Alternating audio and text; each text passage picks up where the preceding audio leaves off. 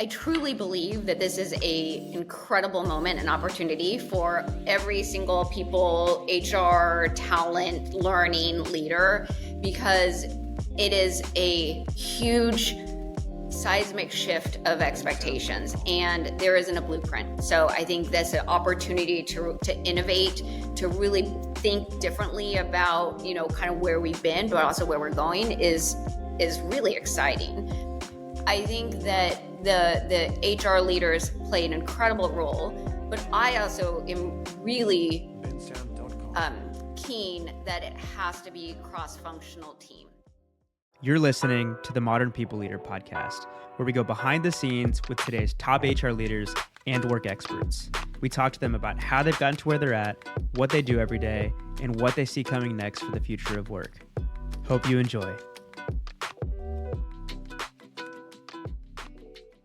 Jess, welcome to the podcast. How are you? I'm great. How are you all doing? We're doing well. This is I think that we should have had 3 episodes in the last 7 days that we recorded. But as I was just sharing before we hit record, the podcast gods haven't been on our side.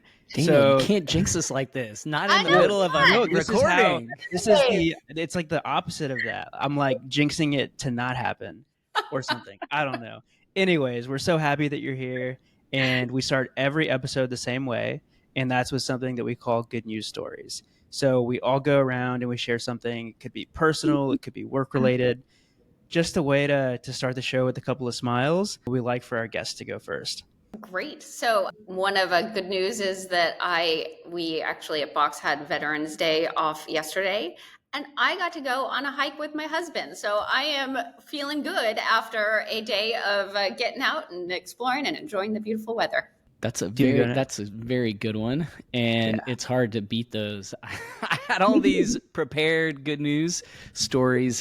I'm going to go with, so we have a live event coming up, and we're in the midst of, we're in the heat of battle of getting ready for this event. Our events are called MPL Live. This one's a little different. It's a 2-day event, and the kind of conversation behind the conversation, the behind the scenes view is this is actually an MVP for what could become a micro conference next year. And so the first step was our normal events are a half day live podcast recording. This one, we have 2 days, 2 half days. And the first day is a discovery day, whereas the second day is really learning.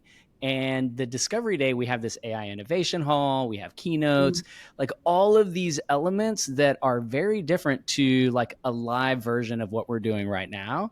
And I knew what I was getting myself into, but each event brings its own challenges. And I was just saying to Daniel, I'm not going to jinx myself by saying her name, but I just received confirmation from a corporate communications head for a very well-known company, for a very well-known HR leader here in Austin, global brand that everyone knows, high-tech company. And it's when you get the breakthrough, it's building, it's crickets. I hadn't heard much from people, and boom, I finally, all you need, I believe, is that first win, and then it all starts falling into place. So sorry to give a very vague good news story today, but that is my good news. I like that. Hopefully there's continued momentum for y'all. There will be. I can feel it. I feel very good about it. So it just occurred to me that it's about our 5-year anniversary for the Modern People Leader since we recorded episode 1. Whoa, I don't even know how this is happening. Trippy. Wow. Great. Steven's been joking that the day that you turn 30 and that you have a child, you just start having tech difficulties. You just can't figure things out. I do things I don't know how that even happened. I put my hands up in fireworks. Anyways, this is our 5-year anniversary. We've recorded over 260, 270 episodes. I don't think I ever imagined a day in which we had live events, we had a thriving podcast, we were getting to speak to people like you on the show. And so sometimes I have to remind myself how far we've come as a business and as a podcast, and that we're lucky to have this job. Sorry to do this with you here with us, Jessica, but kudos, Daniel, you are the CEO of a thriving HR media company of arguably one of the top global HR podcasts, let that sink in. Like, that's another way. That's some more good news. Kudos to you, because we wouldn't be here without you. And kudos to Steven. Like, and sorry, I know we're going too long on good news stories, but like year one that we made this like an official business, which was 2023, was really solid. And it was a solo business, just me in the business. Year two, still mostly just me, but it was a down year. And then year three, this year, Steven joined the business full time, helped make tweaks to the sales engine, brought on things like live events, and now we've got like an engine going. Like we've got like a good little business, and it's not like the best market. Like I know a lot of companies are struggling, and so especially like in the media space, and so the fact that this is our best year ever, and things seem to be clicking. It's not just me. It's a lot of it is Steven. And so kudos to Steven as well. Awesome. And we've officially gone too long on good news stories. Let's move on. So I'm going to keep this moving. It got awkward. A lot of good news to share. I love it. And I love to hear the success and,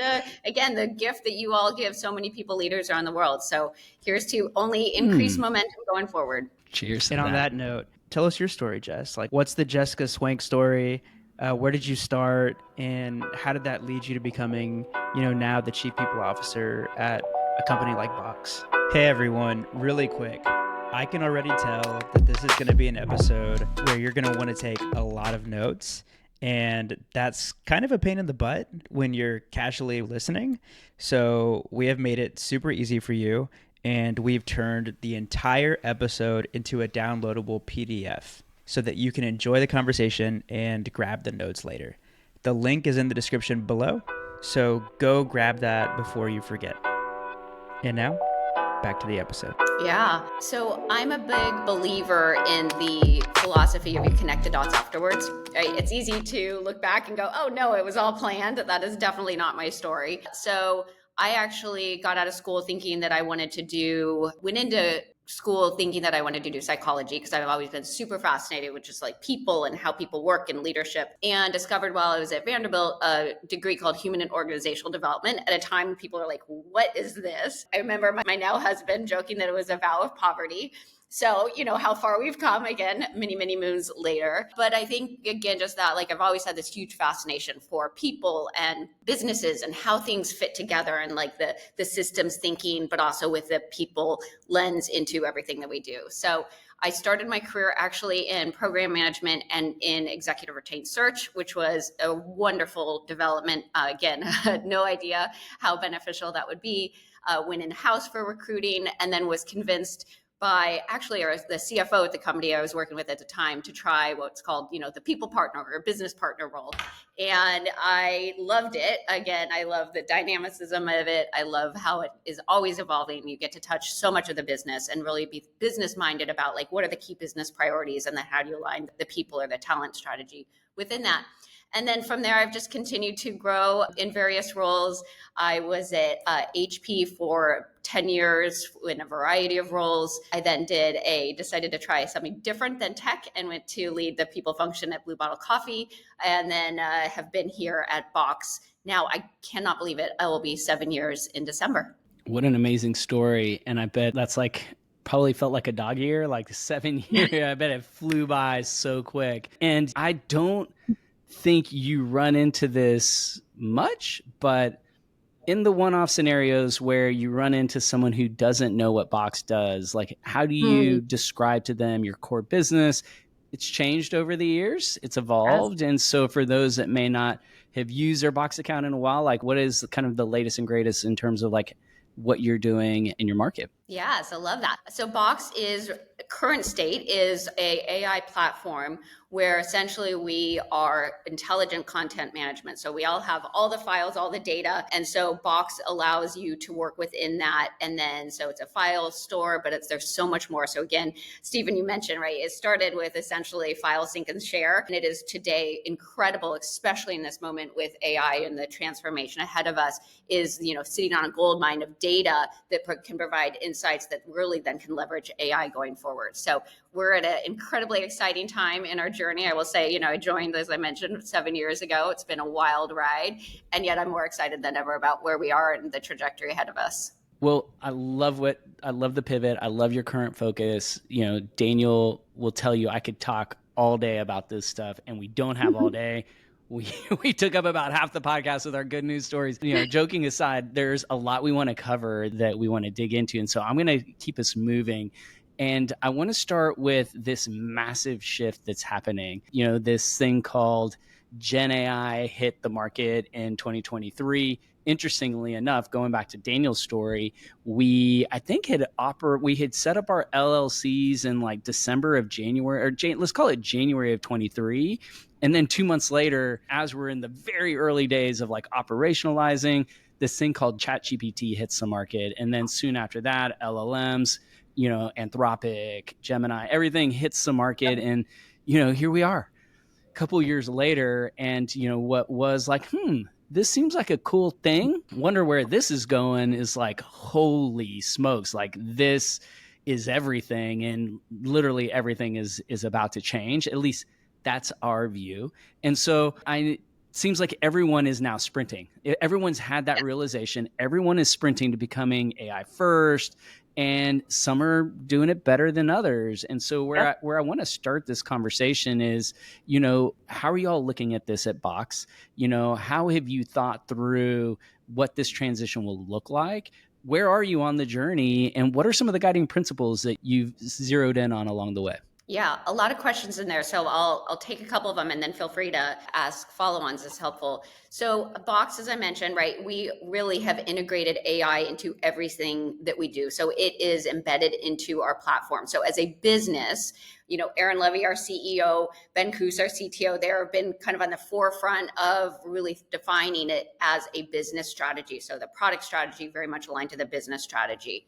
From there, we have then been working really thoughtfully on not only the product, but then what is then the evolution that we need to experience then as an organization, which is, I think, where a lot of the people and communities, which is our organization, is really, incredibly pivotal point to be able to go and drive huge, massive transformation. You said this, Stephen, like everything is changing. And I think, an opportunity to just rethink everything, anything. We're also working very closely.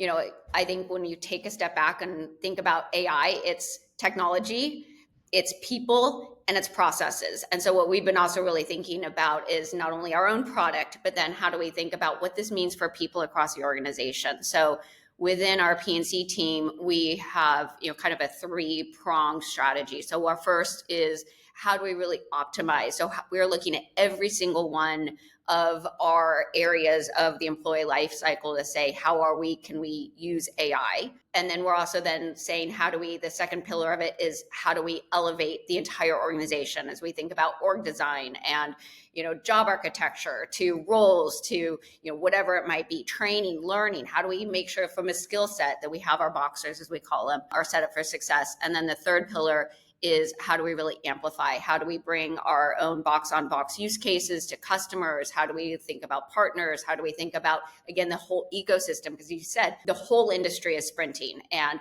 we're all in this, I think, big experiment. Some things are working, some things are not working. Some companies are really, kind of running fast in one areas. But I think, again, we're still just at the beginning of massive change on every single dimension. And I want to drill into Elevate. You mentioned roles, job architecture. And I remember even in our prep call, I remember you saying something to the effect of, I feel like there's still more questions than answers, but here are some of the things that we're thinking about. And I remember you talking about how one thing you're thinking about is the kinds of roles you're hiring for and the skills that matter most. And I think a couple of examples you gave were like, for a VP of product or insert function, the years of experience or the skills that we were looking for maybe 2 or 3 years ago is different than what that would look like today. And so let's start there with that example. Like, how is the team at Box thinking about talent and leadership and how it fits into this new AI first company that you're building?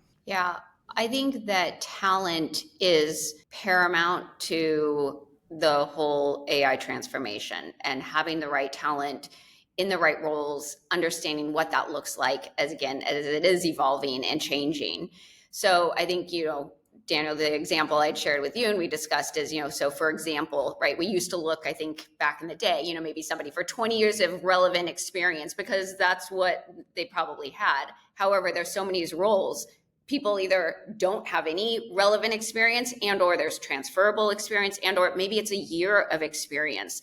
And so really shifting on the head, it's just not somebody who's been there, done that, at scale or bigger scale. It is really now somebody who can maybe be more transformative, really think differently, come in maybe a year of, AI experience. And then they're one of the experts having to come in and educate people who probably, or in many cases have even more experience, years of experience than they do. And so, yes, as we think about what roles are really changing, I personally believe that every role within an organization is going to change, whether that's 5%, whether that's 95%.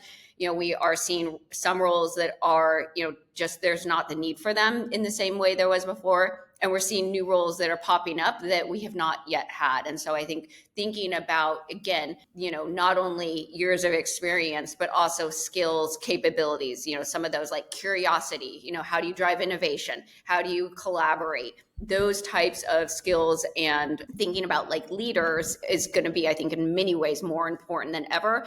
And yet it's difficult because we don't have a playbook, right? We're all, again, just in this grand experiment figuring out along the way. I agree with you wholeheartedly on like almost every word you just said. Earlier, I mentioned like I could talk about this stuff all day long. And this AI journey for Daniel and I hasn't only been business related. Like literally everything we do at the Modern People Leader is built on a foundation of AI. Some of it's super basic, some of it more advanced. But the other dimension has been the conversations like this that we've been having. And it was like, within weeks of GPT hitting that it first came up on a podcast. And I think we didn't even talk about it. It wasn't on the outline. It was like before we hit record or like afterward, we were like chit chatting about, geez, what is this? Have you used it yet? Like I did a job description in 20 different languages in 2 minutes. It was that kind of conversation. And the more and more we talked about it in 23, the more that we realized like, wow, this feels like is going to be a real tough thing for people leaders, CHROs, to wrap their arms around. Because we kept hearing like, I know importance, 10 out of a 10, org readiness, like 1 out of 10. And here we are, November 2025, and it feels like we are, I think adoption has also increased. Like people are using this stuff more, whether they're saying it or not. I think a lot of orgs are struggling with people even being honest about that because there's a lot of fear. But it seems like org readiness for a lot of companies is still, maybe it's not like 1 out of 10, it's like a 4 out of 10. But we have a lot of data just through these conversations. And in March, I was like, I got to do more. Like we're like going on 2 years of hearing this, like what more can we do? Obviously we have our own content strategy here. So I was like, maybe I should do my own newsletter on this stuff. Started doing that, having more conversations. And the more and more I realize that we're getting very close to a crossroads if we're not already there. And maybe we're there and we just don't know it yet. And that is like, who is going to lead this? We are, in my mind, there are 2 likely leaders of this, right? There is HR, we have domain over all things people. Our product is literally the work itself, the employee experience, however you want to refer to that. And then you have IT, CIO, CTO, all of the things that are technical. They own all the technical things, including eventually the bots, right? And so just if you look at it, if we just like boil it down to like basics, it is likely to be one of the 2 roles. And one of the things you've been talking about in like the first few questions is like organizational design, like how we're designing the company, how we're designing roles, how we are, the leveling that we're putting into place is exactly why I think HR is in the best position to lead this change. And that being said, I worry a lot about this stuff because it seems like that lagging, like as a profession, as a function, as a space, there's a lot of things that we need to overcome. There's upskilling and reskilling of ourselves. There is, embracing a more technical perspective when it comes to things like work and the products that we are building for employees. And so I know this is off track and not on our outline, but like, can you spend a couple minutes just like sharing your view on like the role of HR in this work and, and tie it back to some of the things that you mentioned? Yeah, I truly believe that this is a incredible moment and opportunity for every single people, HR, talent, learning leader, because it is a huge seismic shift of expectations and there isn't a blueprint. So I think that's an opportunity to innovate, to really think differently about, kind of where we've been, but also where we're going is really exciting. I think that HR leaders play an incredible role, but I also am really keen that it has to be cross-functional team. So at Box, one of the things we've done is we actually have AI council. So it's myself, it is our CIO, again, who owns the IT, the tech stack, right? And we can spend lots of time talking about, how dynamic it is and the challenges of right now, the tech stack, both within people, teams, but also more broadly. It's also our COO. So again, thinking about that organizational, how do we actually roll this out? We also have a AI council, a governance council. So thinking about security and privacy, and because that's another really, really important part of this is, it's easy to say, oh, we're just going to implement AI into everything we do. And yet security, privacy, compliance is so critical to get right. I would also then say, you're right, Stephen, you said this too, but the product leaders, or the folks who are really thinking about it from their own internal products. So at Box, we really think about this again holistically, and it has to be integrated into every single thing that we do. And I think that's what's also really exciting is, I happen to have a great relationship with our CIO.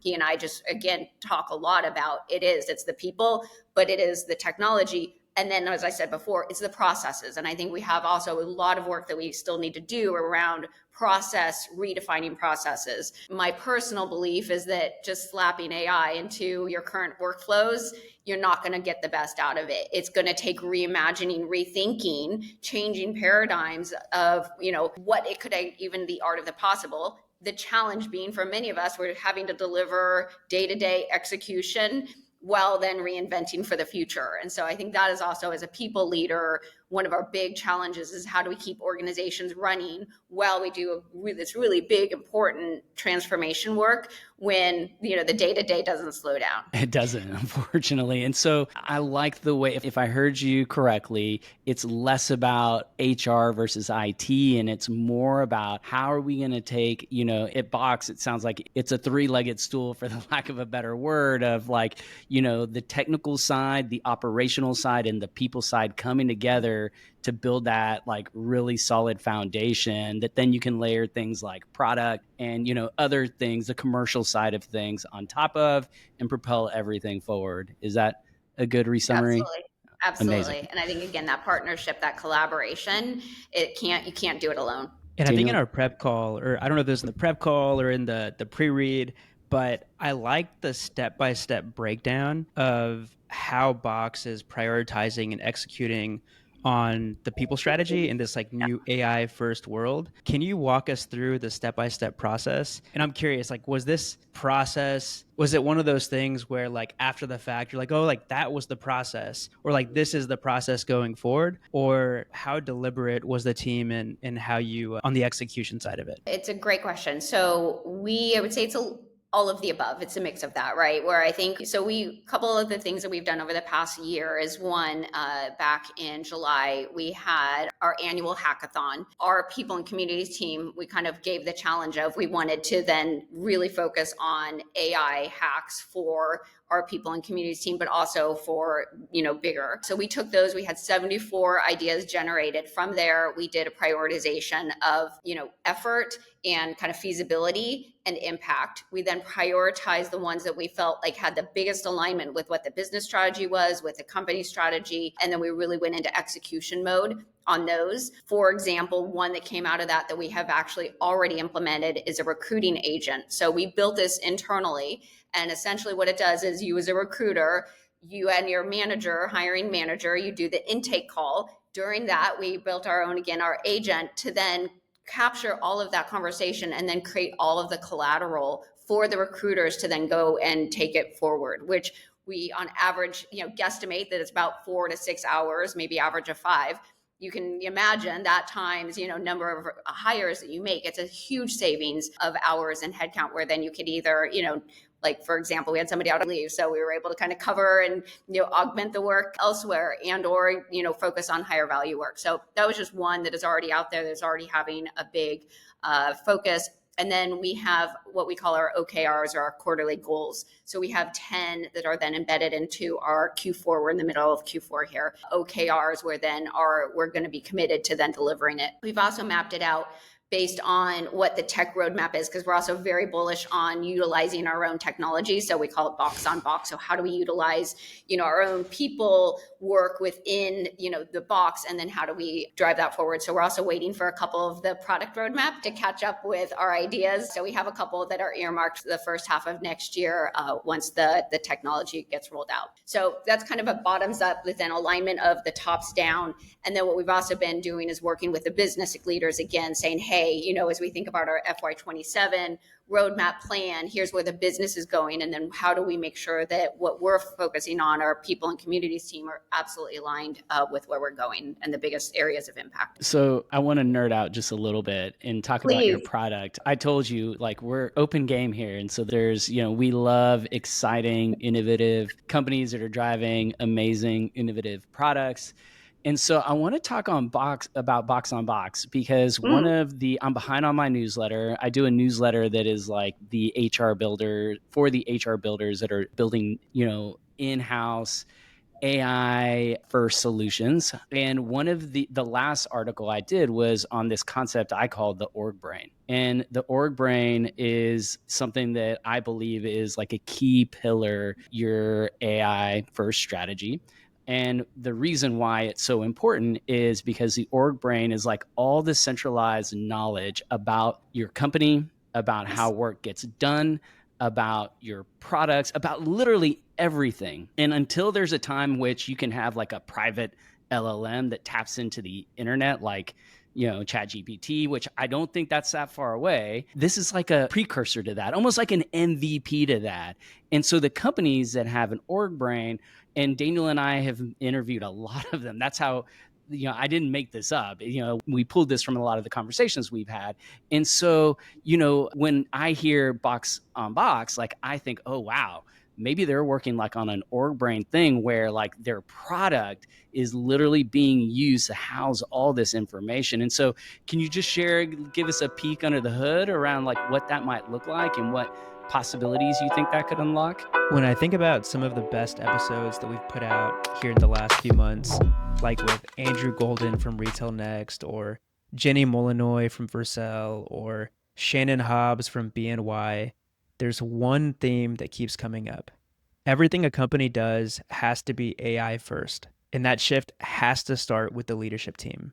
That includes the support around leaders too. Imagine if every exec at your company had an EA who was already trained to operate in an AI first way. That's where Viva fits in. Every Viva EA is trained in AI workflows, not just prompts, but building the kind of systems that help leaders actually role model what AI native looks like in practice. And on top of that, Viva removes the entire headache of managing EA support. They've built a standardized, scalable system for hiring, training, and managing top-tier executive assistants, trusted by leadership teams at Notion, Grok, and Lovable. You get reliable coverage, consistent quality, and support that actually levels up your leadership team. If you're building an AI-first org and your EA support team hasn't kept up with the shift, Viva was built for you. If you want to give them a try, sign up for a 1-month trial for just $950 at execviva.com/MPL. That's execviva.com/MPL.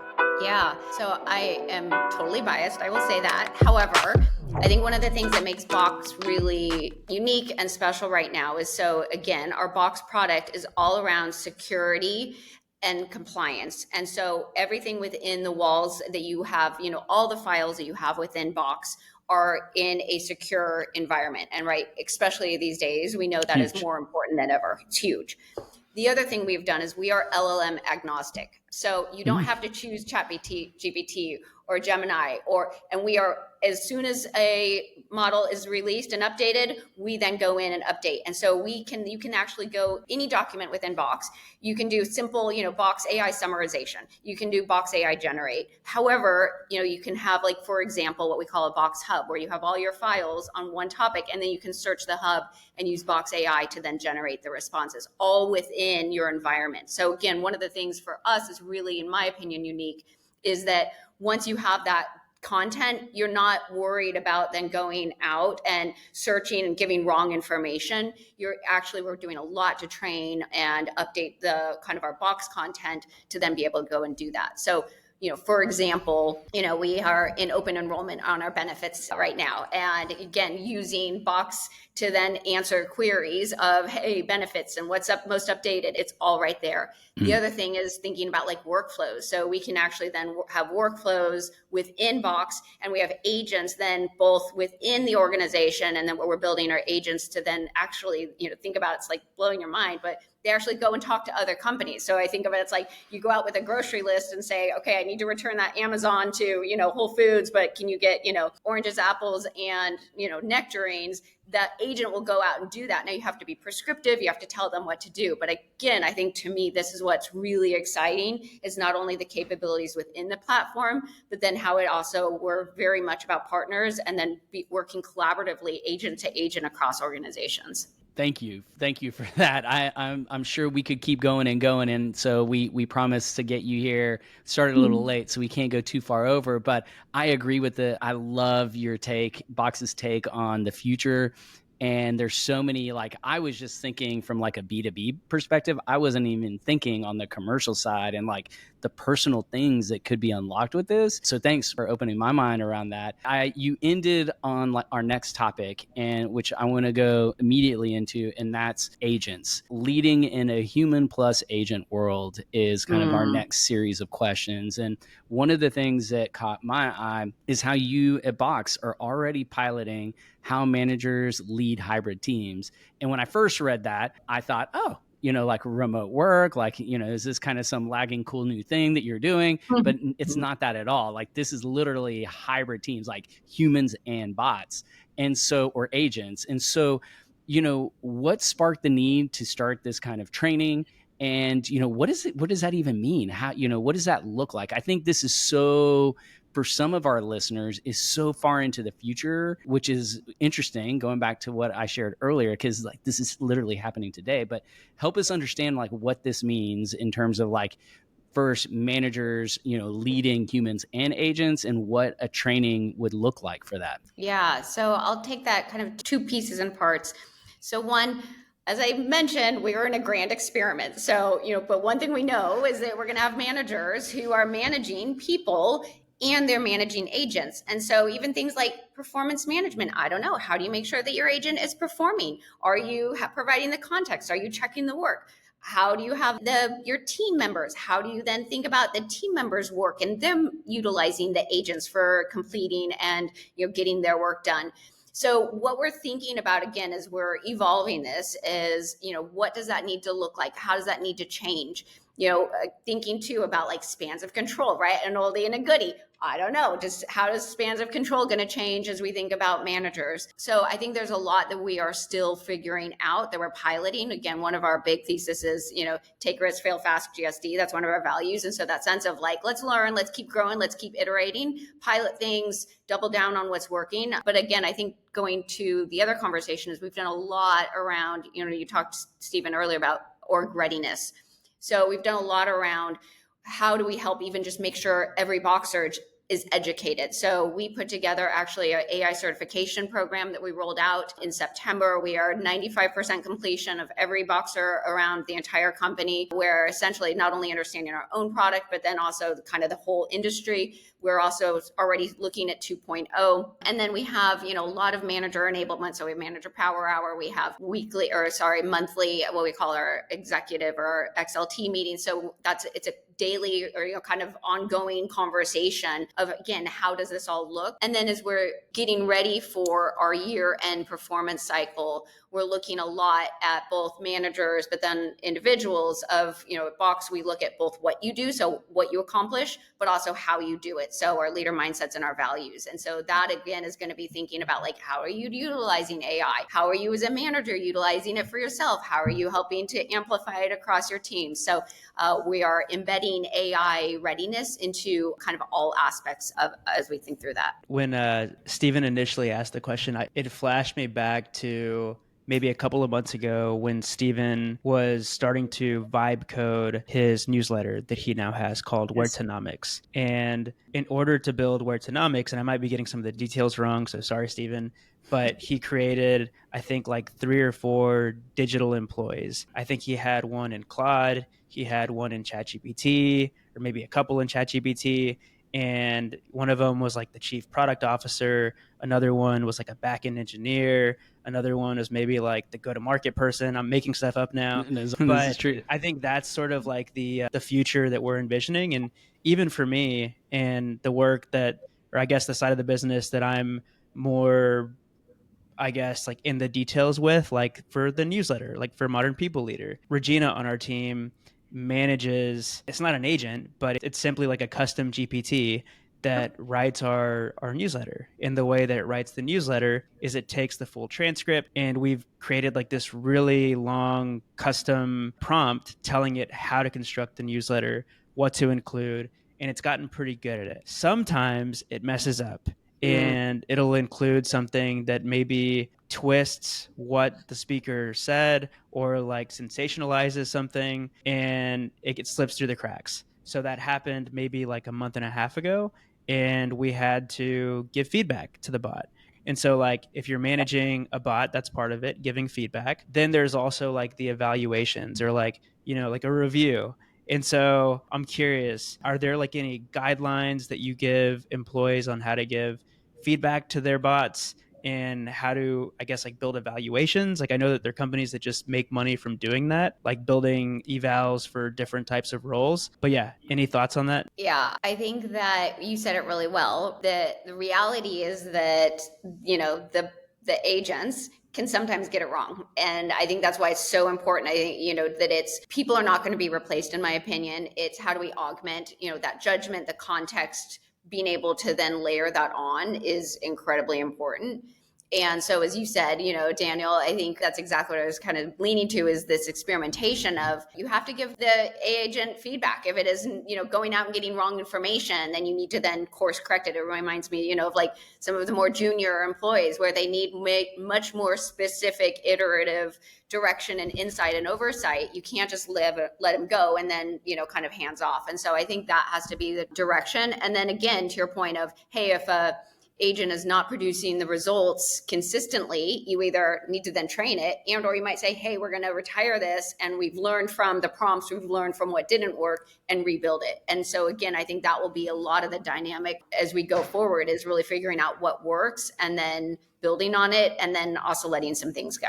Earlier, you mentioned the things that the people team is focusing on. We're in Q4, so there's like, you have very clear OKRs that, I'm guessing align with the people team strategy, align with Box's overall strategy. Do you think there's a world where we start having OKRs for agents or for these AI employees? And like, what would that look like in your mind? Like, now we're riffing. I don't think, I don't think you told us this is actually happening, but just building off and connecting some of the conversational points here. Like, what are your thoughts there? Yeah, I think that's exactly where I think it is going. Is I think as a team, right? We have we have company OKRs, and then we have team OKRs, and then we have individual OKRs, and then I think there will be a sublayer of within an individual OKR, what is the various agents doing, and tracking that and saying, again, which agents are performing really well and getting it right. Some agents might not be performing, and you might need to rethink. And then laddering that all back up. And I think, one of the challenges I do think is this like agent sprawl, where it just becomes unruly. So that's actually one of the things we're also working on internally, is really thinking about what are the agents that are going to be most impactful for the company overall. What are maybe some agents within various functions, right? I mentioned our AI recruiting agent, but we also have agents within marketing and, different functions. And then what is on the team level. And again, knowing that like prioritization and alignment is also going to be incredibly important, because I think it's going to be easier than ever to just go off in a bunch of directions, and really making sure that you're really clear on what problem are you trying to solve, and then how are you up leveling utilizing the technology and the agents. So the idea would be like, if your sales team, everybody on the sales team has like their own agents, and maybe the, team OKR is X amount in pipeline and X amount in closed won revenue. And then if you go down to the individual level, you notice that Sally from the West sales team seems to be booking more pipeline and closing more revenue every single month or every quarter. And you start to drill down, you look at her agents and you're like, oh, like she's built some crazy workflow or like some crazy agentic thing where it's like going out and doing the thing on its own, and you're giving it feedback and it's improving and it's creating net new ideas from what you're feeding it. And then, like you said, you go back and you look at the rest of the team and you're like, okay, maybe it's time to retire all of their bots and replace their bots with Sally's bot, her agent, her workflow. My understanding. Okay. One of my favorite conversations that we've ever had on the podcast was with Melanie Naranjo. She put something so simply: HR isn't about optimizing for compliance. It's about optimizing for people, for culture, trust, and workplaces where folks actually want to stay. That's why I'm such a fan of what Melanie and her team at Athena are building. A couple years ago, she summed it up perfectly on the show. Think about all the required stuff in life that isn't fun. Applying for a driver's license, filling out financial aid forms. Now, imagine if those processes were easy, even enjoyable, and you actually learned something from them. That's what Athena does for compliance training. They take on the tough topics like harassment prevention, workplace violence prevention, code of conduct, and make them actually engaging. Unlike the boring, outdated trainings that frustrate employees and executives alike, Athena delivers content that's modern and impactful. We're talking 200 plus courses in 100 plus languages with a 93% learner positivity rating to back it up. And for HR, it's just as easy. Training runs on autopilot with automated enrollment and reminders. There's even a built-in hotline and case management system to help create a true speak-up culture.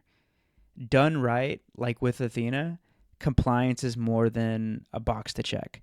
It's a way to reinforce your values and build a stronger workplace. Go check them out at goathena.com/MPL.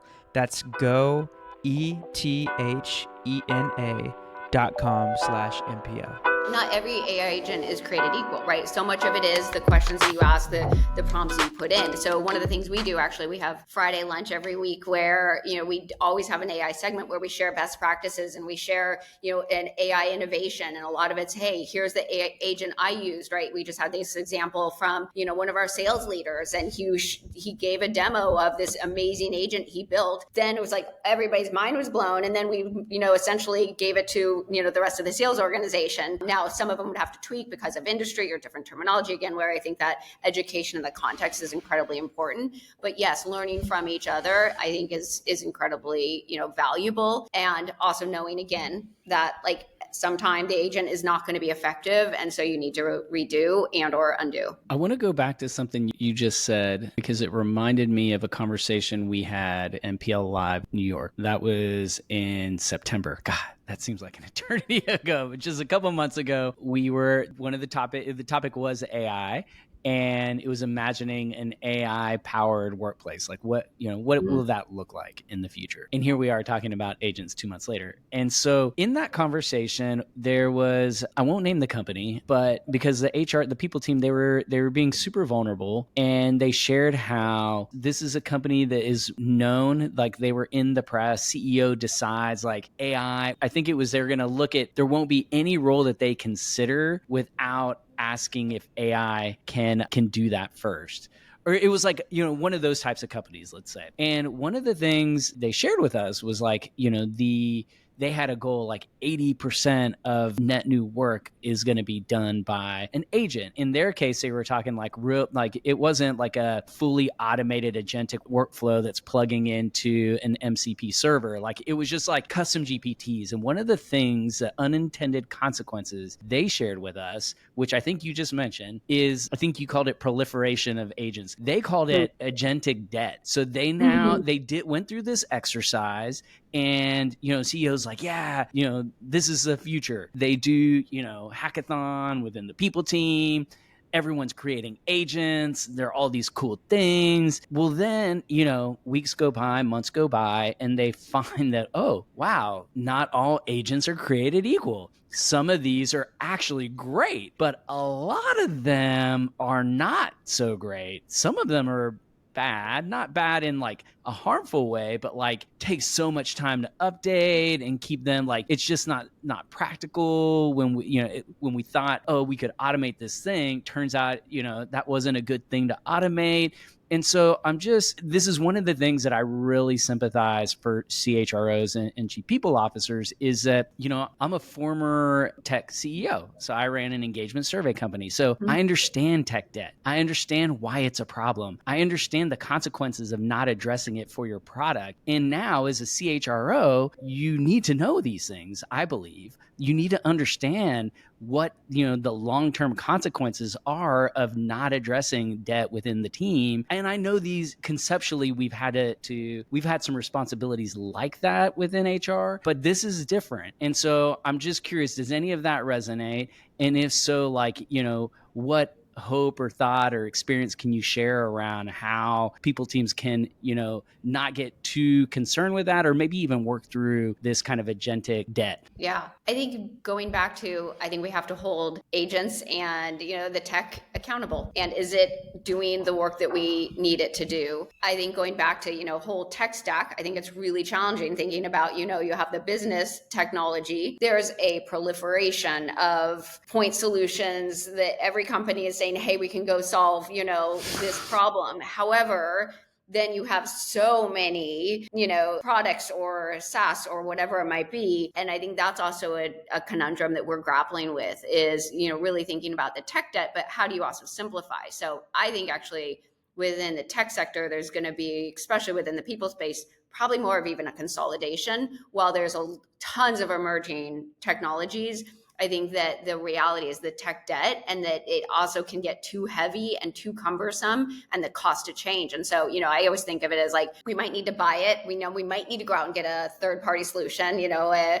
engagement survey, whatever that is. It might mean that we need to build it internally. Also, I think right now, what I'm seeing and even experiencing is also just waiting, because everything is changing and evolving so fast that unless you're comfortable and confident about making a bet about a new, technology or new point solutions, it's hard pressed to say, well, why can't we do this with, we're a Workday customer. Why can't we do it with a Workday? Why can't we do it with the current tool set that we have? Because every technology is changing so fast that where and how to place the bets is really complex, and something that myself with our CIO, with our team, that we're talking about and mapping out constantly. Yeah. So it sounds like it's kind of like a wait and see situation, but I'm just curious, like if you're comfortable sharing on like what are the 4Bs, like build, buy, borrow, bot, front, what does the tech stack look like for the people team right now? It's all of those, right? It is. We have a couple of key, third-party tools, our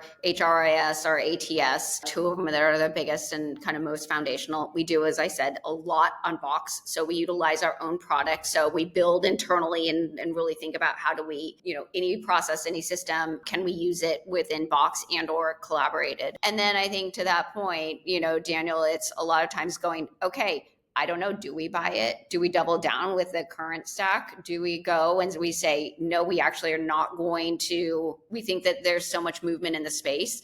So I think we're also piloting. So that's the other thing we've been doing is piloting and saying, hey, let's go try it, because everybody promises, that it's going to change the world. And some of them are incredible. And yet some of them we've implemented and we haven't seen the ROI or return. So we've actually then had to say, okay, we're going to sunset a couple of tools that we had actually implemented over the past couple of years. You guys got to be vigilant, y'all. I love that you're piloting, because Daniel and I, we're in this business. It's everything we do. We wake up, we go to sleep thinking about this stuff. And, with the superpowers that AI brings, those can be applied in other ways, right? And it's like never been easier for HR, tech vendors, or just vendors in general to claim they do everything, right? Because the bots, are sophisticated. They can make things sound really, really good. And so I love that. Well, we're getting close to time here. My last question before we go into rapid fire and closing things up is more so, like, I guess, reflection on this conversation and then a question. It really does sound like Box is, ahead of the curve in many ways. And I know you've repeated over and over that, it's still a work in progress. And so, but, just having these conversations, like multiple, CHRO, CPO conversations a week, you guys definitely are on the leading edge, right? And I guess for the audience members that are experimenting and they're, finding some mojo with this kind of work, like, what advice, based on your learnings from the work you've done, like, what advice can you share with those audience members that are still pretty early in this journey? Yeah, I would say one is just give the scaries a hug, right? Just try it, just personal use. So, I have a number of the LMs on my phone. I use them personal all the time. We use it as a family. So I would just start playing with it, just start experimenting with it. The other thing I would say that I didn't mention before is one of the things that we have done across our people and communities team is we created our AI champions. So we actually asked for representatives across every single different function to then come, and these AI champions are the ones that I talked about. The 74 AI hackathon projects that then we whittled down, but they're also then responsible for being the advocates within their teams, helping to kind of connect the dots across teams. So I would say find people who are excited, passionate about it internally. And I would also say find some of the skeptics, find the folks who are struggling, so that you make sure that you understand why.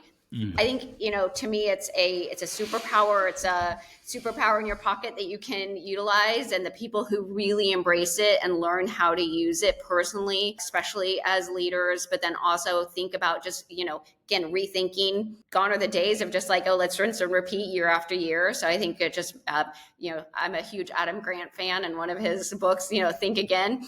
So I think this is an era of think again on every maybe assumption that you might have had. Real quick here, just related to what you just, the last answer, Jessica. So I don't think she would be offended of me sharing this publicly, but my partner, my wife, she is not an early adopter of AI. And I would say she's pretty early in her kind of journey of using AI, just in a general sense. She had the great idea of getting a puppy. Mind you, we have a baby boy coming in hot due December 26th.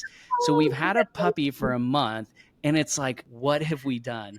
We get the puppy. And of course, the first thing I do is I'm like, all right, I'm going to set up my dog whisperer bot. I'm going to have it, clear job description. I gave it our family values, what we're trying to, kind of geeky and setting these things up. And, we would run into an issue with the puppy, and she would say, like, I don't know what to do. I've never had a puppy. Like, what do you think? And I would be like, let me ask my dog whisperer. And she would get, like, the first few times she would get annoyed, like, blah, blah, blah, blah, blah. And now that is probably the highest use case for her of anything, is that now she has a dog whisperer bot. So I just wanted to share that. Dog whisperer, parenting I use it for parenting advice all the time. Same. We used it to make a decision about what car to buy. Like, you can use it for anything and everything. We've named ours, so our daughter will say, like, let's ask Jeep what the answer is, right? So it's just embrace it. Have fun with it. I would say is the biggest piece of advice I would give. Love it. Yeah, I'm a first-time parent. I know Steven, Steven has 2 daughters that are teenagers, so this isn't his first rodeo, so he probably won't use GPT in the way that me and my wife have. But I mean, with a 6-month-old baby, it's like, is it a cold? Is it allergies? Like, it feels like every day we're asking we don't have like a custom GPT, but I feel like every day we're asking ChatGPT. Yeah, well, you're All right, training well, by your questions. Yeah.